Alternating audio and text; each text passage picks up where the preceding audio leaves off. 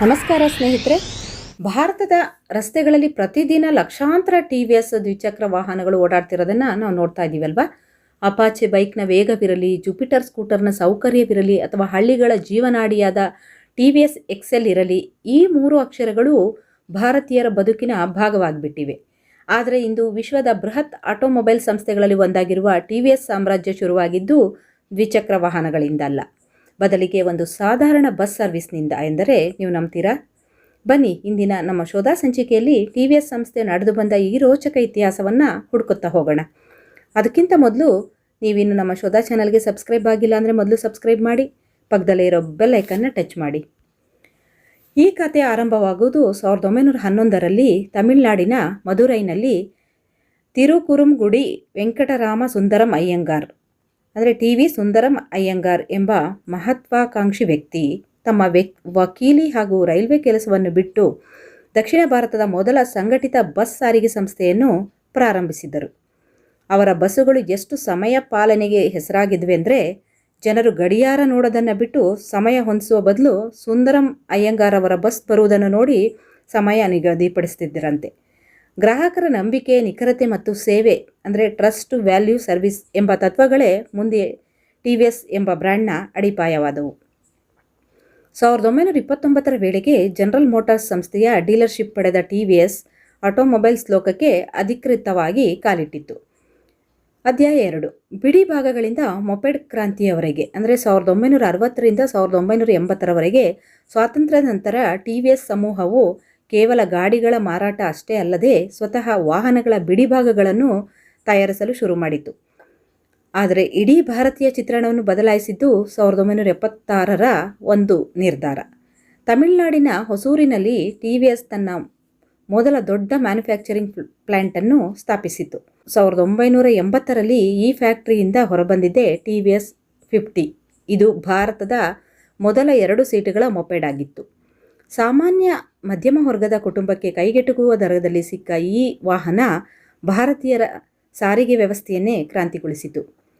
ಜಾಗತಿಕ ಮಟ್ಟದ ತಂತ್ರಜ್ಞಾನವನ್ನು ಭಾರತಕ್ಕೆ ತರಲು TVS 1983ರಲ್ಲಿ ಜಪಾನ್ನ ಪ್ರಸಿದ್ಧ ಸುಜುಕಿ ಸಂಸ್ಥೆಯೊಂದಿಗೆ ಕೈಜೋಡಿಸಿತು. ಅದೇ TVS ಸುಜುಕಿ ಯುಗ. ಈ ಜಂಟಿ ಸಹಭಾಗಿತ್ವದಲ್ಲಿ ಹೊರಬಂದ ಸುಜುಕಿ ಶೋಗನ್, ಸುಜುಕಿ ಸಮುರಾಯ್ ಮತ್ತು ಶಾಲಿನ್ ಬೈಕ್ಗಳು ಆ ಕಾಲದ ಯುವಕರ ದಿಗಂತವನ್ನು ಬದಲಾಯಿಸಿದವು. ಇದೇ ಅವಧಿಯಲ್ಲಿ 1987 ಭಾರತದಲ್ಲಿ ಮೊದಲ ಬಾರಿಗೆ TVS ರೇಸಿಂಗ್ ವಿಭಾಗವನ್ನು ಆರಂಭಿಸಲಾಯಿತು. ರೇಸಿಂಗ್ ಟ್ರ್ಯಾಕ್ಗಳಲ್ಲಿ ಬೈಕ್ಗಳ ಸಾಮರ್ಥ್ಯವನ್ನು ಪರೀಕ್ಷಿಸಿ ಆ ತಂತ್ರಜ್ಞಾನವನ್ನು ಸಾಮಾನ್ಯ ಬೈಕ್ಗಳಿಗೆ ಅಳವಡಿಸುವ ಹೊಸ ಸಂಸ್ಕೃತಿಯನ್ನು TVS ಭಾರತಕ್ಕೆ ಪರಿಚಯಿಸಿತ್ತು. ಆದರೆ 2001ರಲ್ಲಿ ಸುಮಾರು 18 ವರ್ಷಗಳ ಸುದೀರ್ಘ ಯಶಸ್ವಿ ಪಯಣದ ನಂತರ ಎರಡೂ ಕಂಪನಿಗಳು ಪರಸ್ಪರ ಒಪ್ಪಿಗೆಯಿಂದ ಬೇರ್ಪಟ್ಟವು. ಸುಜುಕಿ ಜೊತೆಗಿನ ಒಪ್ಪಂದ ಮುರಿದಾಗ TVS ಇನ್ಮುಂದೆ ಮಾರುಕಟ್ಟೆಯಲ್ಲಿ ಉಳಿಯಲ್ಲ ಎಂದು ಹಲವು ವಿಶ್ಲೇಷಕರು ಭವಿಷ್ಯ ನುಡಿದಿದ್ದರು. ಆದರೆ ಅದಕ್ಕೆ TVS ಕೊಟ್ಟ ಉತ್ತರವೇ TVS Victor.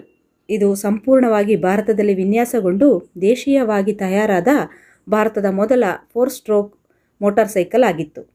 Victor super hit ಆಯಿತು. ಮುಂದೆ ವೇಗ ಇಷ್ಟಪಡುವವರಿಗಾಗಿ ಅಪಾಚೆ RTR ಸರಣಿ, ಸ್ಕೂಟರ್ ಲೋಕದಲ್ಲಿ ಹೊಸ ಸಂಚಲನ ಮೂಡಿಸಿದ ಜುಪಿಟರ್ನಂತಹ ವಾಹನಗಳನ್ನು ತಂದು TVS ಜಾಗತಿಕ ಬ್ರ್ಯಾಂಡ್ ಆಗಿ ಬೆಳೆಯಿತು. ಇಲ್ಲಿ ನಮ್ಮ ಕರ್ನಾಟಕದ ವೀಕ್ಷಕರು ಹೆಮ್ಮೆ ಪಡಬೇಕಾದ ವಿಷಯ ಒಂದಿದೆ. TVS ಸಂಸ್ಥೆಯ ಅತಿ ಪ್ರಮುಖ ಮತ್ತು ಸುಧಾರಿತ ಉತ್ಪಾದನಾ ಘಟಕಗಳಲ್ಲಿ ಒಂದು ನಮ್ಮ ಮೈಸೂರಿನಲ್ಲಿದೆ. ಮೈಸೂರಿನ ಕಡ್ಕೋಳ ಕೈಗಾರಿಕಾ ಪ್ರದೇಶದಲ್ಲಿರುವ ಈ ಬೃಹತ್ ಫ್ಯಾಕ್ಟರಿಯು ವಾರ್ಷಿಕವಾಗಿ ಲಕ್ಷಾಂತರ ವಾಹನಗಳನ್ನು ಉತ್ಪಾದಿಸಿ ದೇಶ ವಿದೇಶಗಳಿಗೆ ರಫ್ತು ಮಾಡುತ್ತದೆ. TVSನ ಪ್ರಮುಖ ಮೈಲುಗಳು ಯಾವುವು ನೋಡೋಣ ಬನ್ನಿ. ಸಾರಿಗೆಯ ಆರಂಭ 1911 TV ಸುಂದರಂ ಅಯ್ಯಂಗಾರ್ ಅವರಿಂದ ಮೊದಲ ಬಾರಿಗೆ ಬಸ್ ಸರ್ವಿಸ್ಸು ಸ್ಥಾಪನೆಯಾಯಿತು. ಹೊಸೂರು ಫ್ಯಾಕ್ಟರಿ ಸ್ಥಾಪನೆ 1976 ತಮಿಳುನಾಡಿನ ಹೊಸೂರಿನಲ್ಲಿ ದ್ವಿಚಕ್ರ ವಾಹನಗಳ ತಯಾರಿಕೆಗೆ ಮೊದಲ ದೊಡ್ಡ ಪ್ಲ್ಯಾಂಟ್ ಆರಂಭ. TVS 50 ಬಿಡುಗಡೆ 1980 ಭಾರತದ ಮೊದಲ 2 ಸೀಟ್ಗಳ ಮೊಪೆಡ್ ಭಾರತ ಮಾರುಕಟ್ಟೆಗೆ ಲಗ್ಗೆ. ಸುಜುಕಿ ಜೊತೆ ಒಪ್ಪಂದ 1983 ಜಪಾನ್ನ ಸುಜುಕಿ ಕಂಪನಿ ಜೊತೆ ತಾಂತ್ರಿಕ ಸಹಭಾಗಿತ್ವ ಮತ್ತು ಹೊಸ ಬೈಕ್ಗಳ ಉತ್ಪಾದನೆ. ಸ್ವತಂತ್ರ ಪಯಣ ಮತ್ತು ವಿಕ್ಟರ್ 2001 ಸುಜುಕಿ ಜೊತೆ ಬೇರ್ಪಟ್ಟು ಸಂಪೂರ್ಣ ಸ್ವದೇಶಿ ತಂತ್ರಜ್ಞಾನದ TVS ವಿಕ್ಟರ್ ಬೈಕ್ ಬಿಡುಗಡೆ. ಜಾಗತಿಕ ಮನ್ನಡೆ ಮತ್ತು ಇವಿ ಯುಗ. 2013 ಪ್ರಸ್ತುತ ಜರ್ಮನಿಯ ಪ್ರತಿಷ್ಠಿತ BMW ಕಂಪನಿಯೊಂದಿಗೆ ಜಾಗತಿಕ ಒಪ್ಪಂದ ಹಾಗೂ ಐಕ್ಯೂಬ್ನಂತಹ ಅತ್ಯಾಧುನಿಕ ಎಲೆಕ್ಟ್ರಿಕ್ ವಾಹನಗಳ ಮೂಲಕ ಹೊಸ ಮನ್ವಂತರದ ಆರಂಭ.